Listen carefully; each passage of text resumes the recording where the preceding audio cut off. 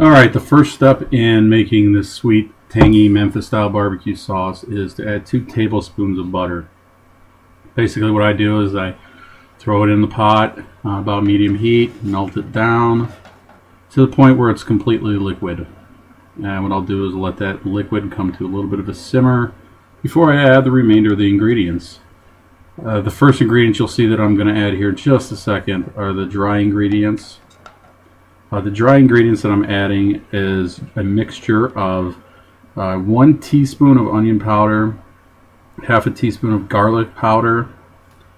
There's also 2 tablespoons of dark brown sugar. I use the dark brown sugar instead of light brown sugar because it's a little sweeter. Basically, brown sugar is just white sugar with molasses added to it. The more molasses in it, the darker the sugar, and therefore the sweeter the sugar. So the dark brown sugar is a little sweeter. Also have 1 teaspoon of yellow mustard, and 1 teaspoon of kosher salt, and 1 teaspoon of black pepper. You could substitute white pepper for the black pepper if you want it to be spicier. For the wet ingredients that I'm adding here, basically all I've done is mixed up a can of tomato sauce. Again, it's tomato sauce, not tomato ketchup. Some people use tomato ketchup. I use that in other recipes, but for this one, just 1 can of tomato sauce, half a cup of apple cider vinegar, is a 1/4 cup of rice vinegar in addition to that, 1/3 cup of molasses, and 3 tablespoons of Worcestershire sauce. If you want, you can add some hot sauce to it, maybe a tablespoon or so.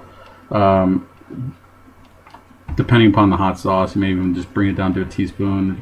I did not here because my audience does not prefer heat, so I left out the heat. Cayenne pepper is another thing you could do to add some heat to it if you like the heat.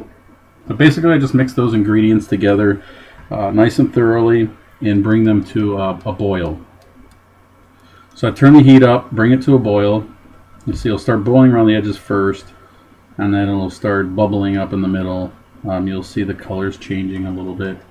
And all I'm doing is just stirring it around. I bring it to a boil, I give it a good stir, mix all those ingredients nicely together, and then I'll bring it to another, make sure it boils up again.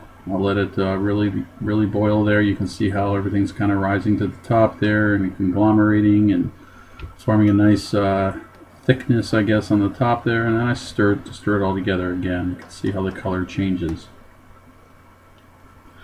Once I've done that, I'm going to crank it down to a simmer, and I'm going to let it simmer on the stove for about 20 minutes.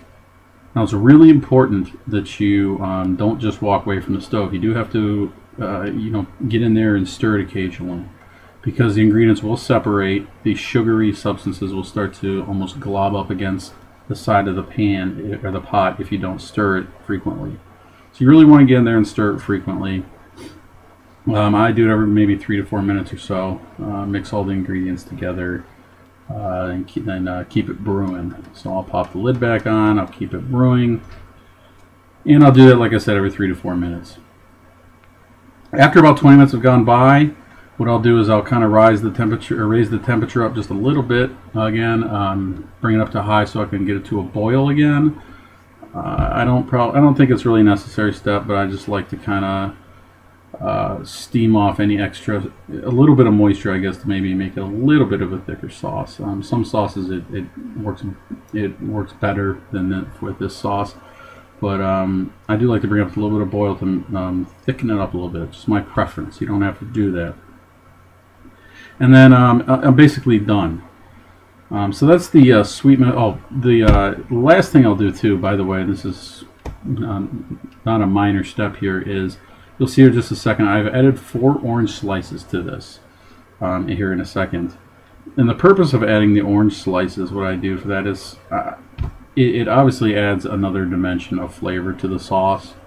It may not be true to completely true to a Memphis style, and I may get some people griping about it, but it's something that my mother did growing up.